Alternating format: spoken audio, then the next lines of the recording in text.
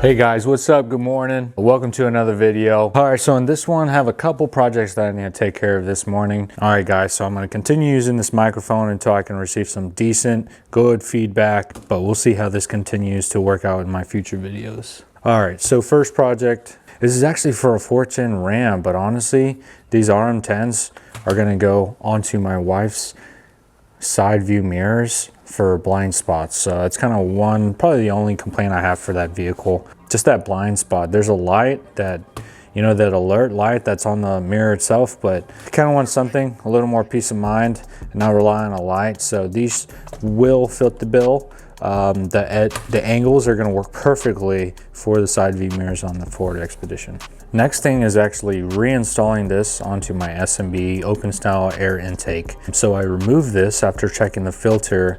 I wanted to see how dirty the filter was, and I saw this was in there. I forgot that this was part of the install. There's a significant difference if you drive without this compared to if you did have this installed on the intake, and I'll show you a little more into that. Let me go ahead, knock this out, give me a few seconds, and this will be done.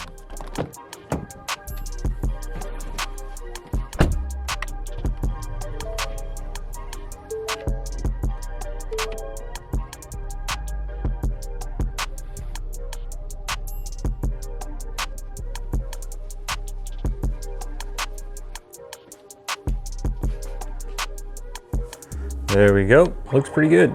Let's go ahead and move on to the F250. Let's get some cold start action.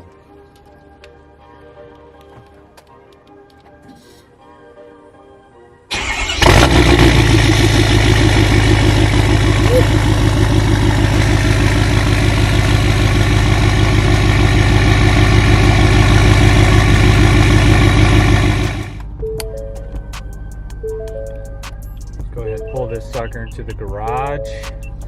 13 miles per gallon on average. Yeah, that sounds about right. Average around 13 and a half mixed. Highway, geez, I barely drive highway.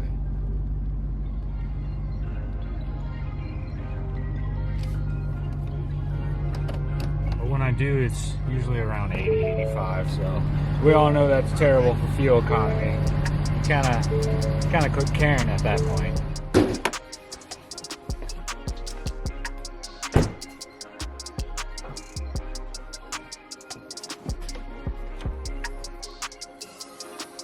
All right guys, so before I get into the meat and potatoes of this video, what you saw, that cold start, a little bit of white smoke.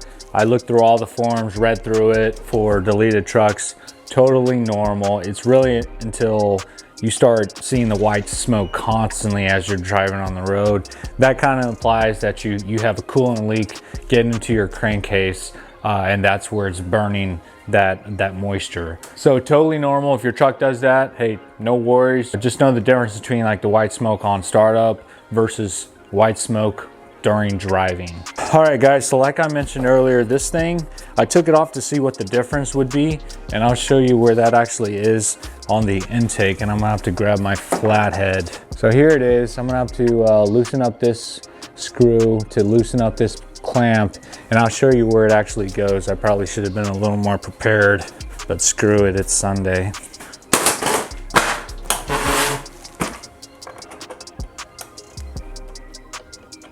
God, this filter's huge.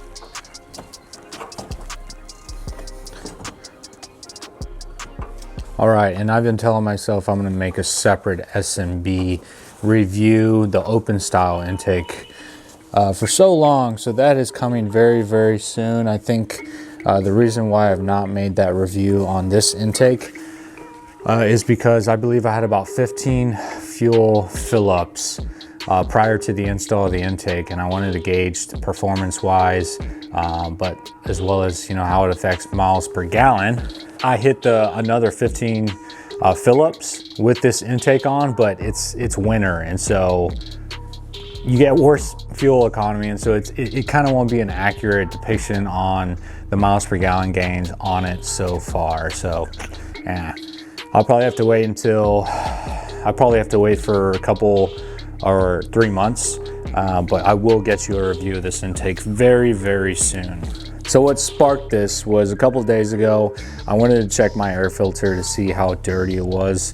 And to be honest, I think it's been on for about a good 20,000 miles, a little less than that. Let's just say around 17. Not too bad. See a little dark right there. That is about it. But for the most part, it's fairly still clean. After pulling that out, I noticed that this little thing, air duct, was right inside here. All right. God damn, why is this so difficult? It's always difficult doing things with one hand. So guys, what happened and what I realized was that without that on, it throws off the air fuel ratio, which is what the mass air flow sensor does. That's a part of the actual intake.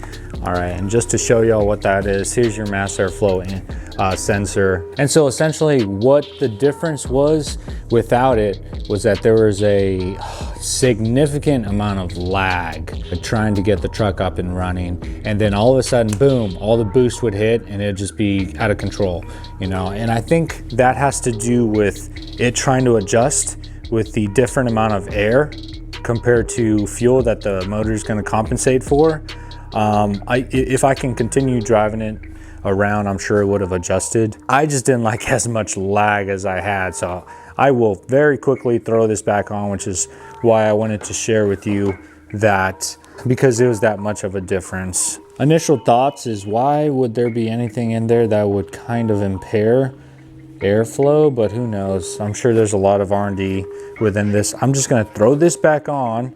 If y'all want to experience a difference, or if y'all have taken this off and seen the difference that it's made, whether good or bad, I want to hear about the good. Because if it's that good, I'll take it off again, kind of drive it around a few tanks to see how it adjusts with this not on. But for now, what I'm going to end up doing is just throwing this puppy back on. There it goes. Kind of clicks in right there. Sitting nice. That's what I like to see. So I know there's a line that usually lines up with it, but that's down there.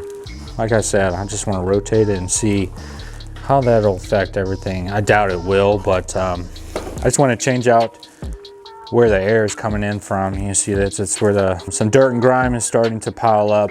I just want to rotate it a little bit so I can, you know, maximize the amount of life that I can get out of this filter. I want to go the oiled route instead of the dried. Might as well put it to use. So I'm going to go ahead, tighten this up real quick, and be right back. All right, guys, so it's as easy as that. I love spending time up in this hood. Honestly, this thing is a beast of a motor. Recently topped off my windshield water fluid. Coolant's looking pretty good after the install of the SPE cold side intercooler pipe. That's very good. That's holding up very well. I'm really interested in everyone's experience in their comments, so feel free. By all means, leave me some comments. I want to know what y'all do, kind of little things like that may affect the sound, performance. I know I mentioned last video that my next video was going to be doing a fluid flush for the transmission, but I still got a couple more tanks to run through until I actually want to do that and replace that transmission filter. Currently, the tunes that I'm running right now, these are the ones that I like.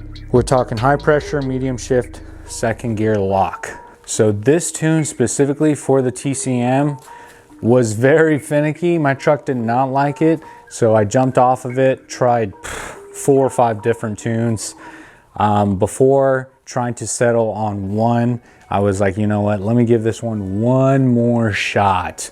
So the third time doing a cam reset, loading that high press, medium shift, second lock tune, really babied it. I'm talking grandpa will be passing me on the interstate. Took it very easy.